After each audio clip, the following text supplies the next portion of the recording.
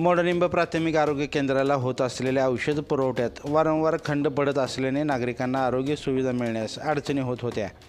मागील काही दिवसात माढा येथे शिवसेनेचे जिल्हा संपर्क प्रमुख प्राध्यापक शिवाजी सावंत, तहसीलदार विनोद रणवरे, जिल्हा शल्य चिकित्सक डॉक्टर सुहास माने, नगराध्यक्षा मिनल साठे यांच्या उपस्थितीत आरोग्यवर्धिनी केंद्राचे उद्घाटन झाले होते।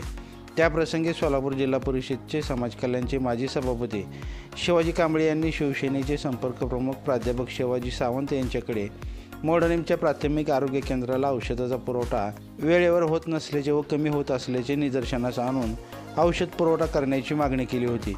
त्यावर मागील 2-3 दिवसात मोडनिंब आरोग्यवर्धिनी केंद्रास सिव्हिल सर्जन मार्फत cough syrup 600 bottle, amox capsule 5000 tablet, RL saline 120 bottle, DNS 120 bottle, normal saline 120 bottle, miconazole 720 tube, omez capsule 4500, ciplox eye drop 468 bottle, povidone iodine solution 10 bottle, तर जिल्हा परिषदकडून सिट्रिजिन 4500 टॅब्लेट्स व 2000 रॅपिड अँटीजन टेस्ट किट मिळाले असून हा औषध साठा महिनाभर पुरणार आहे।